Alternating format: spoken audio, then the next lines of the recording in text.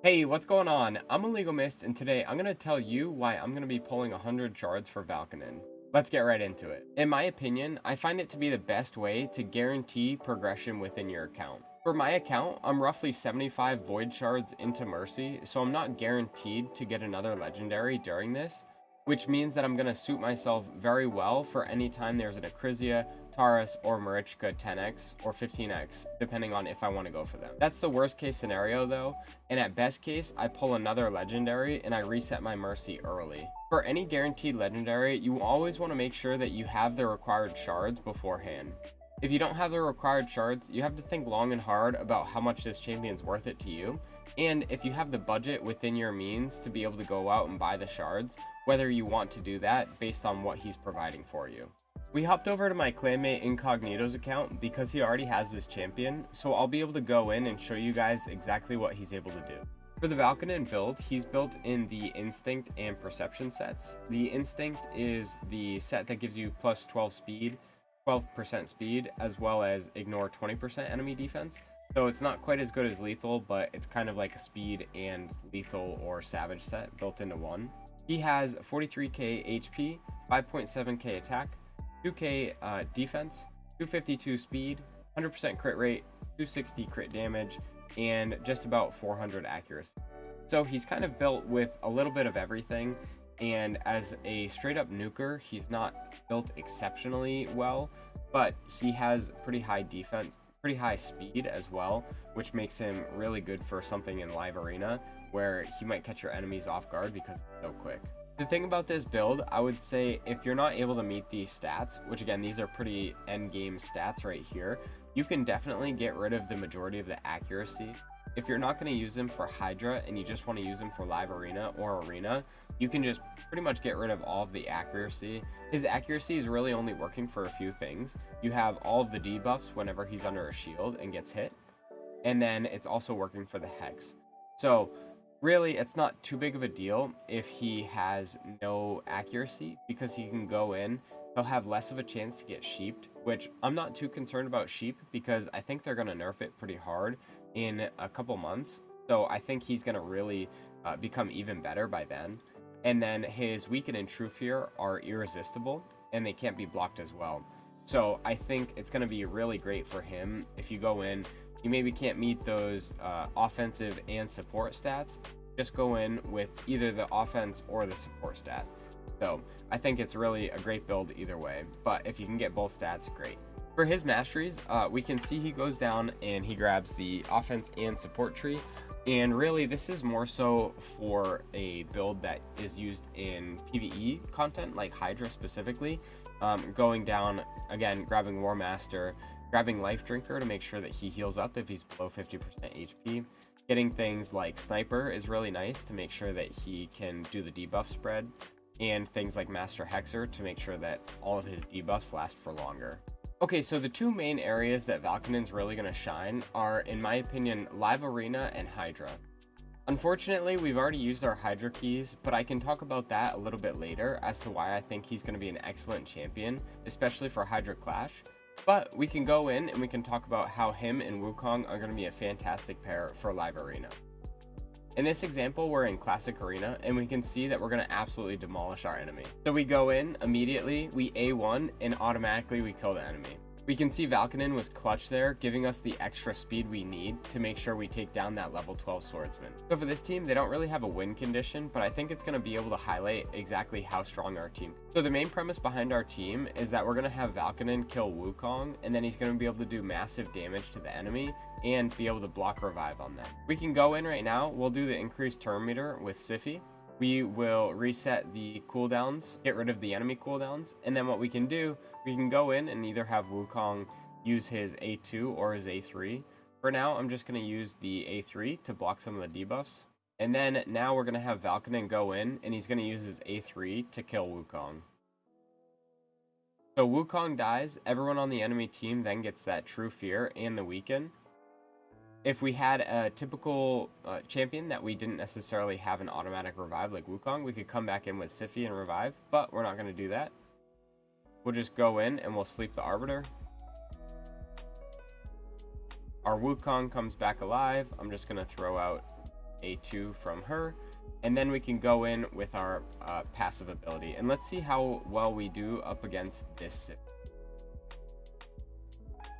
Nice. So 70k there. We don't have any sort of increased attack, and then we place the block revive as well, so we automatically, you know, if that's their damage dealer, they're gonna have even less tankiness. But we can see coming in, even against an enemy that's relatively weak, we're still able to go in and kill them without the increased attack. Okay, we go back around and we have our A3 ready again. We can kill Wukong once again. Everyone gets the True Fear on the enemy team. Wukong comes back alive. We have our Malice ability. Boom, 114 on the Arbiter, and she died, and that's everything. So we can see paired with Siphi, it's really excellent because we have that turn meter boost as well as the A1 for the sleeps to make sure that we control any enemies that we want to make sure don't get a turn. Okay, we're gonna try up against Yang, and Yang's part of the content creator program. I think they probably have pretty decent gear. We're gonna go in this time. We're hoping that Siphi can go in. I'm not sure exactly if she's faster or not than Arbiter. They're actually the same speed, so I'm not sure which one will go first, but I think it might be Siphi because she's the lead spot. But we'll go in, we'll see what happens. Hopefully she can place the block debuffs, and then we should be fine to wipe the team. Okay, sweet. So she does go first, and that means we get to place the attack. We'll go in, block buffs, and now I'm curious to see if we're actually going to go before their Baron gets. Oh, we do anyway. We get the sleep, which is nice. We'll go in, we'll nuke with that. Sleep her. They get the reset, which is okay. Oh, they get the freeze on us. Interestingly enough, Valkanen actually placed a bomb on Kaimar.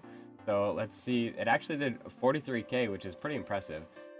So we'll go back in, and I think, unfortunately, because he was slept. Oh no, he does have his Malice Unleashed again. So we're gonna use it on Tormund just so he can't get his passive back. And 165k, pretty big hit. And then we should be good to win this. Oh, I thought that was gonna kill her, but I just kind of wasted some time. So we'll go back around. It shouldn't be too much of a big issue. Heal the buffs, 169k. So I mean, he is hitting exceptionally hard. And it's pretty impressive going up against someone like this and just being able to absolutely demolish with it. So pretty impressive. Okay, let's try him out in a 3v3 battle, because I know a lot of people in Gold 4 3v3 have pretty intense teams, and we can see exactly how well he does. Alright, we're going to try him out on this 3v3 battle. He's in Gold 4, so all of the opponents are pretty endgame. We're going to try him specifically against this Wukong team. I want to have him go up against Taras and Siphi as well. So I think it'll be a pretty interesting battle.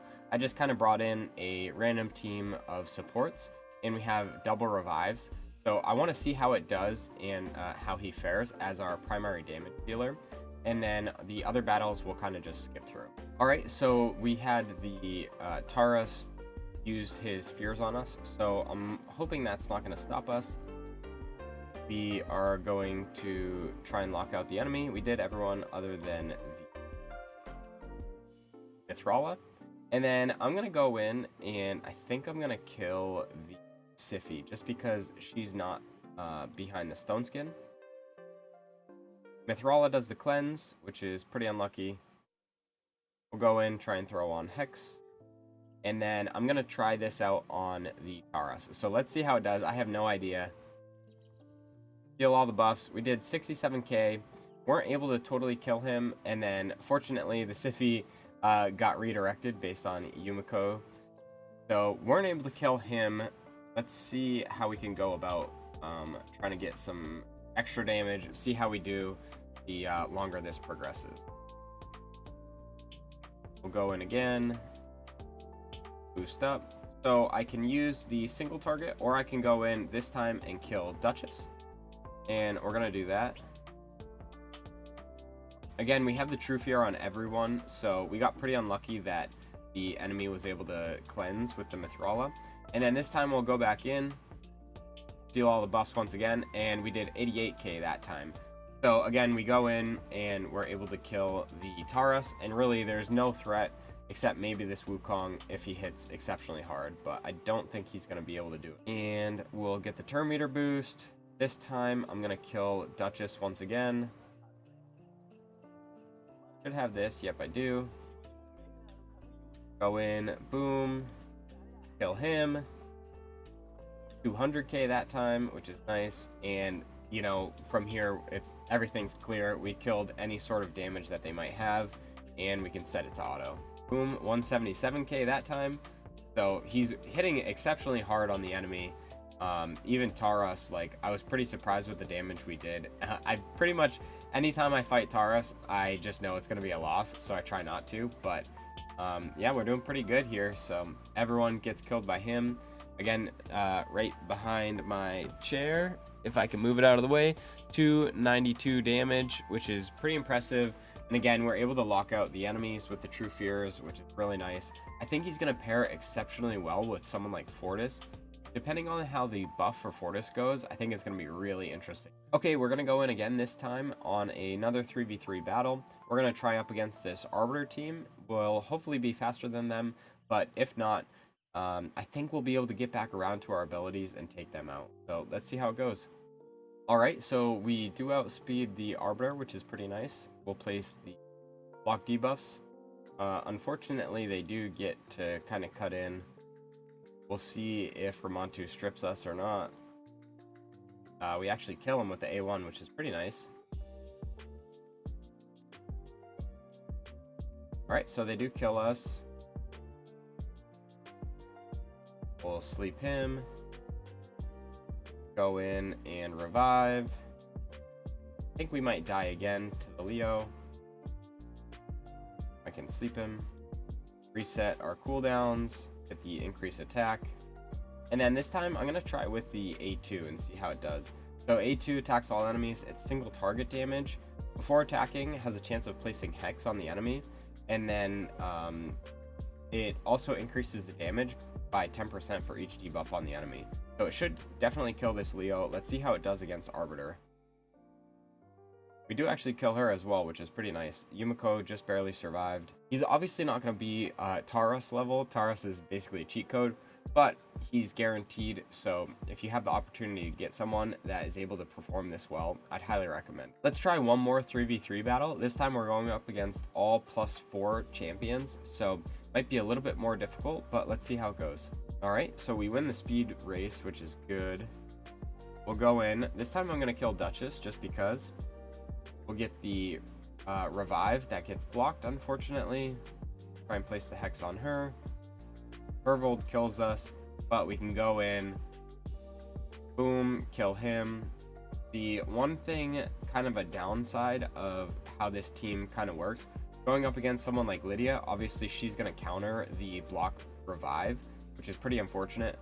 But we can go in. I think it'll work just fine because we were able to kind of waste that already.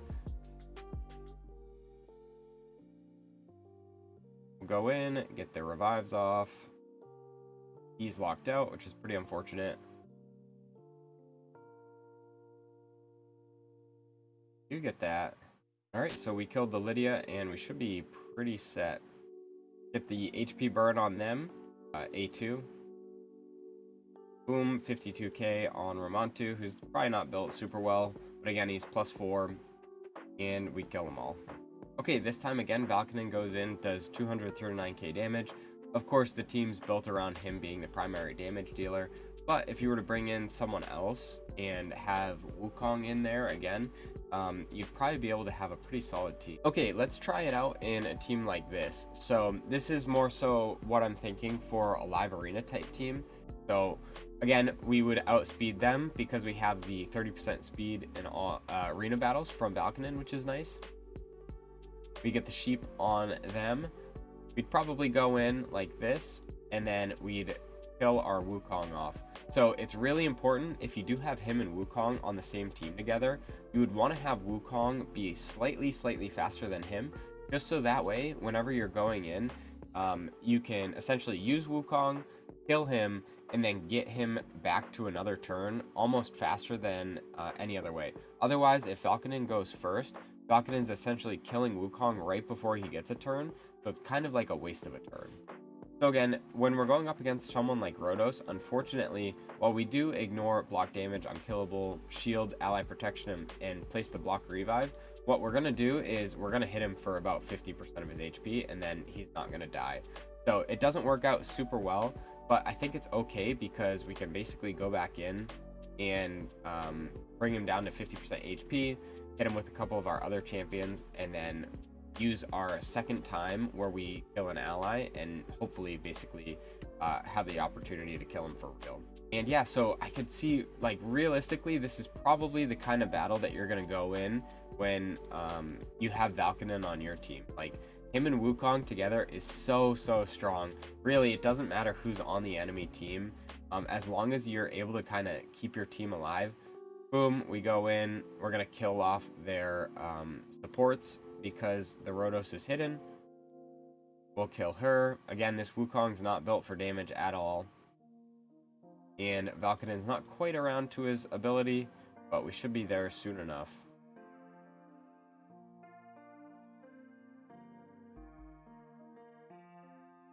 And we might not even... Honestly, we probably don't need it, but I'm just going to use it just because. Boom. And we get him. I think this is what a lot of people weren't able to see at first, because I don't think Wukong was out when Valkanen first came out. So the two of them together is going to be super deadly in live arena. I think you guys are really going to like this kind of combo. Let's try again against a team like this. Probably not the ideal team for us to go against, but we can see how he synergizes super well with Wukong on his team.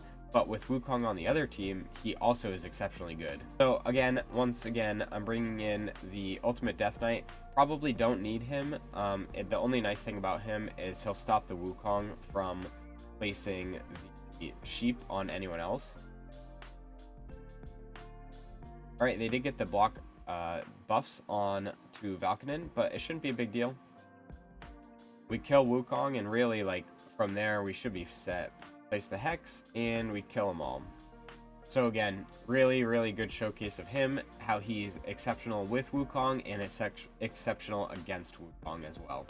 Okay, so we'll try against a team like this. Really, I think we probably only need these three champions, so I'm just going to bring these three in just to showcase, like, basically what I'm doing. Again, we have that flex spot where UDK was before, and realistically, as long as we don't proc peril a little early, we should be fine. The whole idea, again, this is going up against a team that's built to be really tanky, so I think we should be totally fine though, because we're doing so much damage with just one hit. We'll go in, boom, block the revive, and we're set. Like, really, Valkanen is just such an easy champion to use, because you basically kill Wukong. Wukong's already back around to his turn because everyone goes. He gets his extra turn. And with Valkanen getting the 75% turn meter, he's like, if everyone else is slow, Valkanen kills Wukong, 75% turn meter. He's going to go really quickly. And then there's going to be at least two other people that go. You should be set. So just, it's such a fun duo. He works really well with other champions as well. We can try him with someone like Cardiel if you have Cardiel. Probably a less accessible champion, but someone that has a revive on death like Skytouch Shaman could also be good, because you're killing your ally. If they have revive on death, they'll come back, they'll be fine, and it'll work out well. Okay, we're gonna go in this time. We'll kind of showcase again how he can work with a revive on death champion on your team. It's always nice to have a backup reviver as well as the revive on death. It can be something used again against someone like Lydia, who's gonna do block revive. If you have a revive on death, it basically wastes Lydia's passive, and then you can go in with the champion to revive whoever Valkanen. Alright, so we're gonna go in this time. Again, we're gonna place the revive on death on our team. We'll just A1 with our Pytheon, and then we're gonna kill our Alsgor, RIP Alsgor. And because they have the UDK, we're gonna have to hit him, steal his buffs, boom, block revive on him, which is really nice. Go in again, and we have the revive that we can do because they killed him. Whatever, it doesn't really matter. We're just kind of showcasing exactly what he can do. So again, really exceptional champion to use along with a revive on death champion, because you're going to get your ally back really quickly. What I'll do this time, I'll save it. We'll get the revive on death up.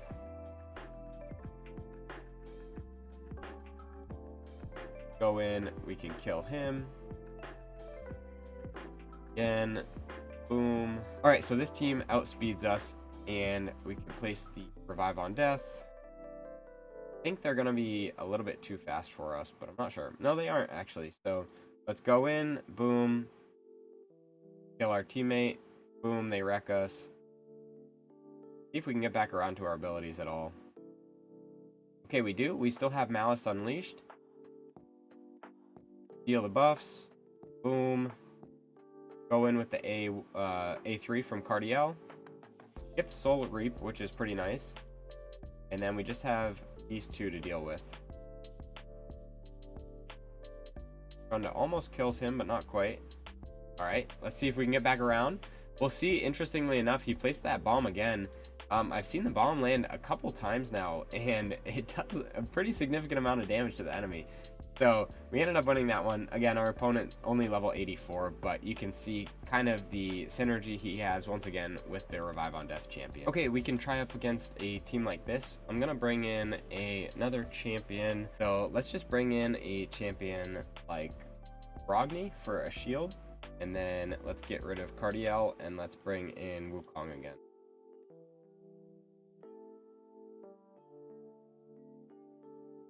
Whoops, it's on auto, but that actually kind of works out a little.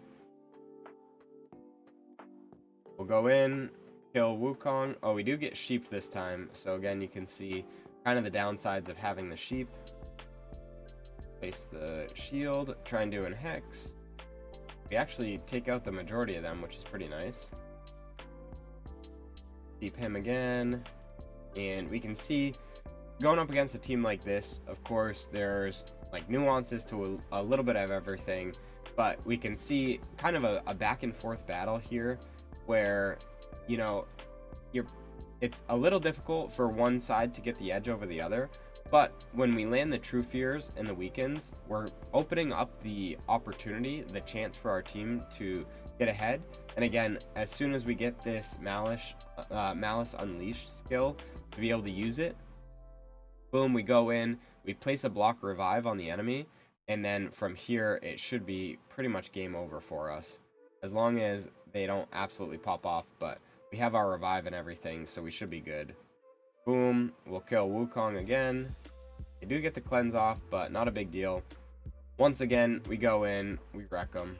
Okay, let's try up against a team like this. Again, they have two pretty solid damage dealers and two good supports that people might likely have. So you're likely to go up against Pythion and Emic, and Emic is really good in Arena because of this unkillable and taunt, as well as being able to decrease the skill cooldown.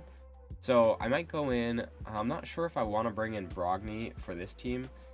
Yeah, let's do it anyway. He'll give us the increased attack and the shield. Okay, Wukong went in when I was on auto on accident, and he placed the block buffs on everyone. Kind of works out. We'll go in. We'll kill Wukong, which realistically we don't even need to do because he has the stone skin on him. And then I, from here, get to just choose who I want to kill and not have comebacks. So realistically, Hefrak's probably our biggest concern just because he has so much turn meter. But for the sake of fun, I'm just going to kill Leo. Alright, and they don't get the Hefrak ability off. Done him. Place this. And from here, we should be pretty much set. Boom, yeah, nice. Okay, so only a level 92 opponent, but pretty solid team, and you can see just kind of how it works. Okay, I think that's a pretty good arena showcase. Let's move on over to Hydra and talk about concepts for teams to use him. I'm thinking about making a video on how to get the most out of your Hydra Clash to make sure that you get the top spots whenever you can. Our clan is in first right now. The only clan that I'm really worried about is right here, DH Elite. I think they're holding on to some of their big boy keys, but we only have 8.5 hours left, and realistically, I think we're going to get third in the worst case scenario. But our clan, we kind of prioritize different things than a lot of other people might, as far as Hydra goes. So let me know if you're interested in a video like that. But for Valkanen, I definitely think you should bring him in on a hard team and try and get as much damage out of him and the supporting cast as much as possible. So for a team on Hydra, because we used all of our Hydra keys already, I'm just going to go in. We have 5 slots. I'll leave Valkanen off the team just so you guys can kind of see the synergy that we have. But I definitely go in with a champion, either a Shamel so that we can deal with the Fearhead, or a champion like Duchess who's going to be able to, again, help us deal with that and give us a revive. We'll want to bring in a Wukong, but I think the type of build you have on Wukong really matters. I think you want a damage Wukong for hard Hydra to make sure that we get the most out of him and Valkanen together. We'll want to go in with a champion like Razelvarg, who's able to give us the increased speed and increased accuracy. That way, again, we can try and prioritize our Valkanen for more damage, and then he'll also be able to get the increased accuracy so that he can land his Hex and all the other debuffs on the enemy. Our next slot, we're going to want to bring in a champion that's able to place provokes. Someone like Krisk is obviously going to be one of the best in slot. Another champion like Grazer, or even a Coronar. I made a video on Coronar in a provoke set and a Hex set. He's excellent in both of those, but if you don't have him and you have a champion like Visix is also very, very solid. You can get her into either a provoke set or, again, a Hex set. She could be really great because her 2 AoE abilities, placing the Hex, would be awesome because we want to have that up as much as possible. And if you have her in a provoke set, you can go in with the A1 and try and place provokes if you don't have her A3 ability ready, or if it gets the 3% resist. And for our final slot, I'd say a champion like Lydia would be exceptional. With Lydia, we're getting the decreased defense and weaken, along with a strengthen to help keep us alive, and the increased speed to help make sure that we stay as fast as possible. With Razelvarg as well, we'll have the increased speed, but it's always nice to have 2 champions have it, just because it's such an important buff. Another idea, if we take out a champion like Razelvarg, we can put in a champion like Cardiel if you have him. Cardiel, again, you just want to time up his A2 ability so that we have the revive on death up, and then we have Valkanen go in, we kill off our teammate, whoever's going to be devoured, and then we unlock the skill, our teammate comes back alive, and we're all good. So if you don't have Wukong, or your Wukong isn't built well enough, you can get rid of him, bring in someone like Mighty Uko or an Ugo to have the block debuffs, as well as a decreased defense or decreased attack, and then you should be fine. Alright guys, that's everything I have on Valkanen. I think this champion is even better than I already thought he was, and I thought he was much better than most of the CCs were giving him credit. With the nerfs to Polymorph coming up, as well as being able to use him in Live Arena along with Wukong, he's going to be a devastating combo. I don't think this champion is going to be able to take on champions like Taurus and Marichka, but realistically, if you told me I had 100 shards for a 2x or a guaranteed Valkanen, I would pull for the Valkanen every time, just because I know I'm getting a good champion where the 2x chances I'm not necessarily guaranteed to get one. The other benefits to pulling on a champion's guaranteed event is that you have the opportunity to build up your mercies. Like I talked about earlier, I have 75 shards already into mercy, so if I don't pull another legendary, I'm going to have such good chances to get a 15x champion on the next go around. Be sure to like the video and subscribe if you like this kind of content. Let me know about any other videos you're interested in, and I'll make sure to make videos as soon as I can. I'll catch you guys in the next one. Peace.